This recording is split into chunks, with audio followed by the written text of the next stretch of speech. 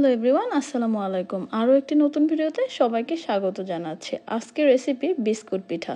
Biscuit বলেন অথবা পিঠা বলেন, এই দুয়ের মাঝামাঝি, তাই এটাকে বিস্কিট পিঠা বলে।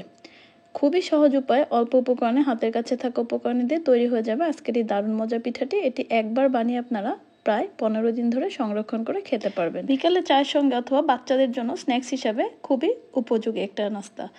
ঘরোয়া উপাদানে তৈরি, তাই বেশ হেলদিও বটে। আমি এখানে হাফ কাপ কোকোনাট নিয়ে নিয়েছি। তার মধ্যে দিয়ে দিলাম 1 কাপ সুগার এবং 2টা ডিম। সামান্য একটু লবণ অ্যাড করে দিয়েছি। এগুলোকে ব্লেন্ড করে এখন একটা পাত্রে ঢেলে নিয়েছি। তার মধ্যে আমি এখানে 2.5 কাপ পরিমাণ আটা দিয়ে দিয়েছি। আপনার এখানে চাইলে ময়দা ব্যবহার করতে পারবেন। ময়দা দিয়ে বানানো বিস্কিটটা আরও বেশি দিন ধরে মচমচে থাকবে। আমি এখানে এই পর্যায়ে প্রথম অবস্থায় কোনো পানি ব্যবহার করিনি। এই উপকরণগুলোর সাথে শুকনো উপকরণগুলো একসাথে ভালো করে মেখে নিচ্ছি।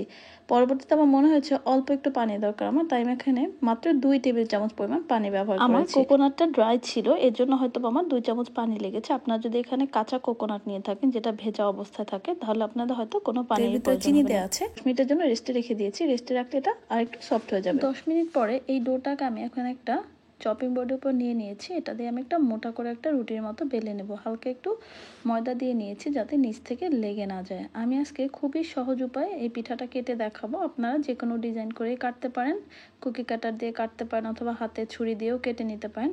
আমি আজকে একটা প্লাস্টিকের বোতলের মুখ দিয়ে কিছুটা মুন শেপ করে এই পিঠাটা কেটে নিয়েছি।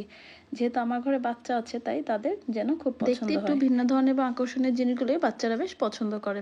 যাই হোক, এই ডোটা কিন্তু বেশ শক্ত করে কাটতে হবে, তা না হলে কিন্তু পিঠাটা খুব বেশি দিন ধরে মুচমুচে থাকবে না। আপনারা এই ডোটাকে অবশ্যই অনেক শক্ত করে তৈরি করার চেষ্টা করবেন। আমার সবগুলো প্রথম ব্যাচের সবগুলো পিঠা বানানো হয়ে গেছে। এবারে এগুলোকে আমি তেলে দিয়ে ভেজে নেব।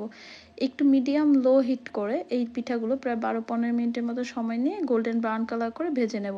আমি এক ব্যাচে প্রায় অনেকগুলো পিঠা দিয়েছি। প্রথম অবস্থায় এগুলো আসলে নাড়াচাড়া করতে যাবেন না, তাহলে ভেঙে যাবে।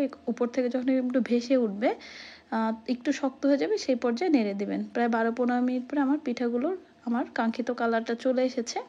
আমি এগুলোকে এখন তেল থেকে তুলে নিচ্ছি। এই পিঠাগুলো ভীষণ মুচমুচে হয়। আপনি এয়ারটাইট বক্সে রাখলে প্রায় 20 দিনের মতো খেতে পারবেন।